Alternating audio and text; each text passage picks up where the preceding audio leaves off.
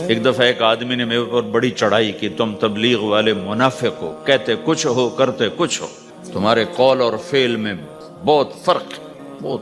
جب ان کا غصہ اتر گیا تو میں نے ان سے کہا بھائی 100 نمبر تو اللہ نے بھی نہیں مانگے، آپ کیوں مانگتے ہو؟ اللہ نے کہا ہے فمن ثقلت موازینہ، جس کی نیکیاں بڑھ جائیں گی گناہ تھوڑے ہوں گے تو پاس کر دوں گی۔ تو 100 نمبر تو اللہ نے بھی نہیں کہا کہ ایک گناہ تیرے کھاتے میں نہیں ہونا چاہیے، 100/100 نمبر لے گا تو جنت دوں گا، نہیں تو ریپٹ مار کے جہنم میں ڈالوں گا۔ تو 100 نمبر تو اللہ بھی نہیں مانگتا، اسے پتہ ہے میرا بندہ کمزور ہے، کبھی گناہ کرے گا کبھی نیکی کرے گا۔ تو وہ کہتا ہے جس کے پاس 51 نیکیاں ہوئیں اور 50 گناہ ہوئے تولوں گا تو 51 جھک جائیں گے نا، 50 معاف۔ مثال دے رہا ہوں، ہمارے علاقے میں ایک زمیندار تھے، وہ ذکر بھی بہت کرتے تھے، گالیاں بھی بہت دیتے، ادھر سبحان اللہ تیرے فلانے الحمدللہ کے ساتھ ایک پھکڑ تولتے تھے، ساری زندگی وہ ایسا ہی کرتے رہے۔ جب وہ فوت ہو گئے تو کسی نے ان کو دیکھا تو انہوں نے پوچھا کہ میاں صاحب آپ کے ساتھ کیا ہوا، آپ تو گالیاں بہت دیتے تھے۔ خود انہوں نے یہ پوچھ رہا ہے آپ تو گالیاں بہت دیتے تھے تو آپ کے ساتھ کیا ہوا؟ کہ اللہ تعالیٰ نے میرے ذکر اور میری گالیوں کو تولا تو میرا ذکر بڑھ گیا تو میری بخشش ہو گئی۔ اللہ نے بھی کاؤنٹنگ رکھی ہے، پرفیکشن مانگی ہی نہیں۔ اگر اللہ پرفیکشن مانگتا تو پھر آپ کہتے تم کرتے کچھ ہو کہتے کچھ ہو۔ اگر میں کہتا صحیح ہوں تو ایک نیکی تو کر رہا ہوں، اور کرتا نہیں ہوں تو ایک گناہ کر رہا ہوں۔ کیا پتا میرا رب میرے کہنے کے تو فعل میرے نہ کرنے کو معاف کر دے۔ بس ایک صورت میں ہے کام خطرناک کہ اگر میں اس کہنے سننے کو اپنی دنیا بنانے کا ذریعہ بنا لوں پھر خطرناک ہے۔ أَتَأْمُرُونَ النَّاسَ بِالْبِرِّ وَتَنْسَوْنَ أَنفُسَكُمْ وَأَنْتُمْ تُتْلُونَ الْكِتَابَ، وہ یہ آیت۔ لیکن اگر میرے اندر اخلاص ہے تو پھر میں انسان ہوں، کبھی اچھا کروں گا کبھی برا کروں گا، لیکن میرے ذمہ صدا لگانا ہے۔ تو بھائیو اس تبلیغ کے کام کو کرتے رہنا، اس سے ایمان بنتا ہے، ایمان سے دین وجود میں آتا ہے۔ دین کے 2 حصے ہیں، ایک عبادات ہے جس میں نماز سب سے اہم ہے، پھیری پہ ہو گھر پہ ہو نماز نہ چھوڑو۔ رمضان کے روزے ہیں، اللہ پھر رزق زیادہ دے دے، حج کرو، زکوٰۃ دو، لیکن عبادات بڑی محدود ہیں اور اس میں کثرت اللہ نے مطالبہ بھی نہیں کیا، بلکہ اللہ تعالیٰ نے اس میں اعتدال ہی کو پسند فرمایا ہے۔ اللہ تعالیٰ نے ہمارے نبی لمبی لمبی نمازیں پڑھتے تھے تو اللہ تعالیٰ نے روک دیا کہ ما انزلنا علیک القرآن لتشقی، میرے نبی میں نے تمہیں قرآن اس لیے نہیں دیا کہ تو لمبی لمبی نمازیں پڑھ کے تھکتا رہے، درمیان نہ چل۔ اللہ کے نبی نے تبلیغ میں زیادہ زور دکھایا تو اللہ نے اس پر بھی کہا فلا تذهب نفسك عليهم حسرات، اتنا غم نہ کیا کر کے تو خود ہی ہلاک ہو جائے، نہیں ایسا نہ کر۔ تو عبادات محدود ہیں اور اس میں اعتدال مطلوب ہے۔ سارا دن مصلی پہ بیٹھنا یہ اللہ نہیں دیکھنا چاہتا، اللہ یہ دیکھنا چاہتا ہے کہ تو باہر جاتا کہ میں دیکھوں کہ اب تو کیا کرتا ہے۔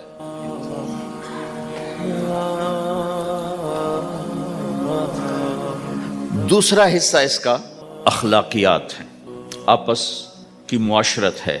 دین جو اثر انداز ہوتا ہے وہ معاشرت سے اثر انداز ہوتا ہے، عبادت سے نہیں، عبادات سے نہیں۔ عبادت تو مسجد کے اندر ہے یا مصلی پر گھر کے اندر ہے، روزہ اندر کی چیز ہے، حج بیت اللہ میں ہے، زکوٰۃ مسلمان کو دی جاتی ہے۔ تو دنیا میں دین پھیلنے کے لیے اور اپنوں کو دین کے قریب کرنے کے لیے جو سب سے بڑا عمل ہے وہ بھائیو اچھے اخلاق ہے۔ یہ دوسرا حصہ میں آج بیان کرنا چاہتا ہوں۔ اللہ کے نبی نے فرمایا ایو عُرَى الاسلام اوثق، مجھے بتاؤ اسلام کا سب سے مضبوط عمل کیا ہے؟ تو صحابہ نے کہا الجہاد، یا رسول اللہ جہاد، اسلام کا سب سے مضبوط عمل کیا ہے؟ صحابہ نے کہا جہاد، تو آپ نے کہا وحسن وما هو به، ہاں جہاد بہت اچھا عمل ہے لیکن سب سے بڑا عمل نہیں ہے، سب سے مضبوط عمل نہیں ہے۔ انہوں نے کہا جی الصلاۃ، نماز، تو ہم نے کہا ہاں وحسنۃ وما هي بها، نماز بھی بہت اچھی چیز ہے لیکن وہ نہیں جو میں پوچھ رہا ہوں، سب سے اعلیٰ، سب سے اوپر، سب سے مضبوط نہیں۔ پھر انہوں نے کہا جی الحج، حج، تو آپ نے کہا حج بھی بہت اچھا عمل ہے لیکن وہ نہیں جو میں نے پوچھا ہے۔ پھر صحابہ نے کہا جی روزہ، آپ کا روزہ بھی بہت اچھا ہے لیکن وہ نہیں جو میں نے پوچھا ہے۔ تو پھر صحابہ نے کہا یا رسول اللہ پھر آپ ہی بتائیں، ہمیں تو نہیں پتا۔ تو ہمارے نبی عبادات سے اوپر لا رہے ہیں، اپنے ساتھیوں کو عبادات پہ قائم کر دیا۔ ہر آدمی نمازی بن چکا ہے، ہر آدمی روزہ دار بن چکا ہے، ہر آدمی مالدار زکوٰۃ دینے والا بن چکا ہے، اور ہر آدمی حج کا جذبہ پیدا کر چکا ہے۔ اب آپ ان کو اخلاق پہ لانا چاہتے ہیں، چونکہ اسلام کی تکمیل اخلاق سے ہے۔ اسلام کو تشبیہ دی گئی ہے گھر کے ساتھ، بنی الاسلام علی خمس، تو بنیا کا لفظ عمارت پر بولا جاتا ہے۔ تو اسلام کی بنیاد میں ہے کلمہ، نماز، روزہ، حج، زکوٰۃ۔ اگر اس مسجد کی بنیادیں بھر دی جائیں تو اس کو مسجد تو نہیں کہیں گے نا۔ ہاں جی بنیادیں ڈال دی ہیں، چھت ڈالنی ہے، جب چھت پڑے گی تو پھر یہ مسجد کہلائے گی۔ تو اسلام کی بنیاد قائم ہو چکی تھی، اب آپ چھت ڈالنا چاہتے تھے۔ چھت کیا ہے؟ وہ اچھے اخلاق ہیں، تو اب آپ ان کو اوپر لا رہے ہیں، اوپر لا رہے ہیں۔ تو آپ نے جب پوچھا تو انہوں نے وہی کہا جو انہوں نے ابھی سیکھا تھا، نماز، روزہ، جہاد، حج، لیکن آپ نے سب کی نفی کر دی، نہیں یہ بھی نہیں، یہ بھی نہیں، یہ بھی نہیں، یہ بھی نہیں۔ کہا اچھا یا رسول اللہ آپ بتائیں۔ تو آپ نے فرمایا ان اوثق عر الاسلام الحب للہ والبغض للہ، اسلام کا سب سے مضبوط عمل وہ آپس میں اللہ کے لیے محبت کرنا ہے۔ اسلام کا سب سے مضبوط عمل وہ آپس میں اللہ کے لیے محبت کرنا ہے۔ اسلام کا سب سے مضبوط عمل وہ محبت ہے، اللہ کے لیے بغض ہے، اللہ کے لیے محبت ہے، یہ اسلام کا سب سے مضبوط عمل ہے۔ تو بھائیو، یہ چھوٹا سا معاشرہ اسلامی بن جائے، اس کے لیے بنیاد میں نے پہلے بتا دی، اب چھت بتا رہا ہوں، وہ ہیں اچھے اخلاق۔ اللہ تعالیٰ نے جب ہمارے نبی نے نماز لمبی پڑھی تو اللہ نے کہا درمیانی پڑھو، میں نے ابھی بتایا۔ تبلیغ میں دکھ زیادہ جھیلا تو اللہ نے کہا درمیانہ چلو۔ لیکن جب اللہ کے نبی نے اخلاق بلند کیے، اخلاق، تو اس پر بھی اللہ تعالیٰ فرماتا میرے نبی ذرا اتنا نرم نہ ہو، تھوڑا سا سختی دکھا، آنکھیں دکھا، تھوڑا شوں شاں کر۔ تو میرے رب نے کیا کہا؟ واہ، میرے رب نے آپ کے اخلاق کی جیسی تعریف کی ہے، آپ کے کسی عمل کی ایسی تعریف نہیں کی۔ نماز کو کہا معتدل، اعتدال، دعوت کو کہا اعتدال، اور اخلاق کو کیا کہا؟ انک لعلی خلق عظیم۔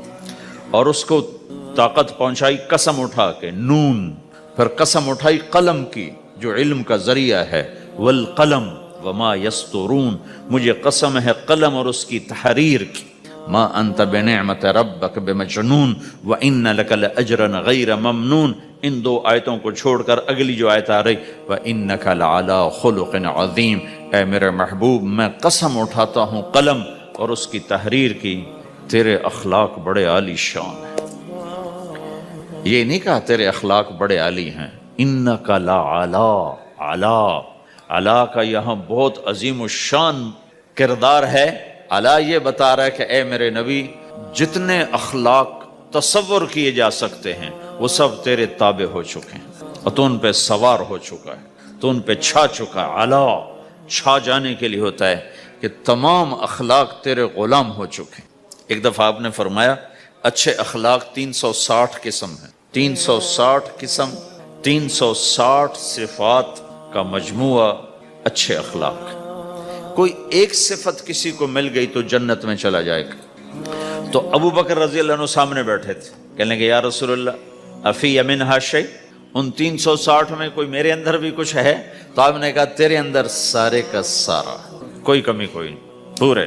یہ آپ نے اور کسی کو نہیں کہا، صرف آپ نے یہ ابو بکر سے فرمایا کہ ابو بکر تیرے اندر پورے اخلاق 360۔ تو بھائیو، آپس کی محبت اور اچھے اخلاق یہ اسلام کا سب سے چوٹی کا سبق ہے، سب سے اعلیٰ درجے کا سبق۔